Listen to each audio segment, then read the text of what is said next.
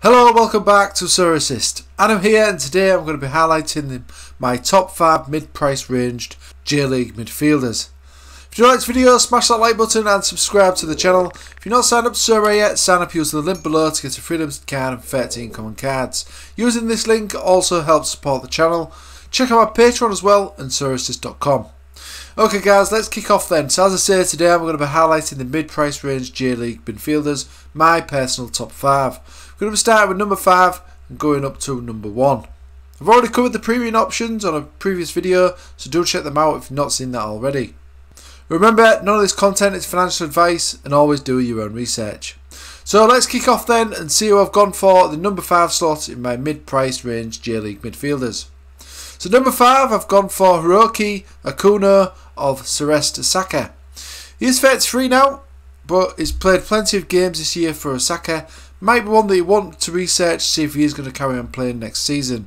He's got an L40 of 60 and L15 of 59.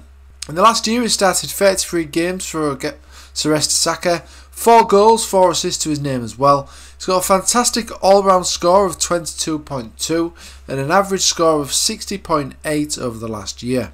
We can see from his score graph as well, we've got some impressive scores here, especially towards the start of the year with a couple of 100 scores, a 95 score as well. So I think he's looking a really good option, especially if he can recapture this form that he showed here for Sorare. So he comes in at number 5. At number 4 in my mid-price midfielders, I've gone for Matthias Xavier of Kawashima Reysol. He's only 25. His contract was set to expire in December 2022 at the time of recording, so it might be worth checking to see if he is going to be signing a new contract there. So an L40 of 55 and an L15 of 44. Over the last year he's started 35 games, 7 goals and 5 assists to his name as well. He's also got some impressive scores, plenty of scores in the 90s and 80s as well, and a few 60s thrown in there as well for good measure. He's got an AA of 10.5 and an average of 53.9 over the last year.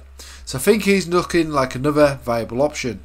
So that's number 4 out the way. Let's get on to number 3.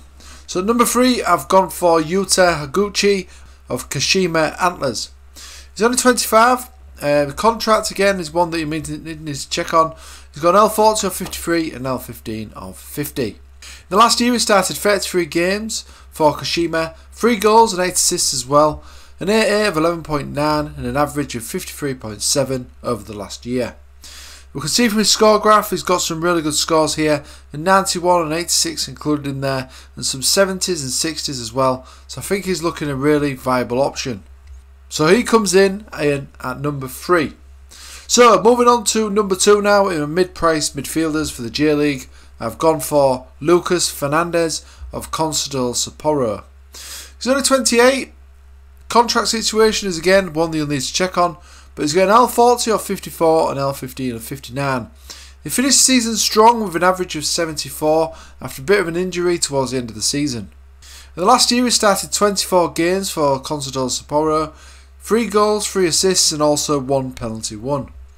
We can see from his scores towards the end of the season he was on fantastic form, with some 80s, 90s thrown in there and some 60s as well. Previous to that, before his injury in this period here, he was also having some good scores. 14.2 AA and a 54 average in total as well over the last year. I think he's looking a really promising prospect come next season, especially if Sapporo can increase their performance from this season, which wouldn't be too hard. So that's number 2.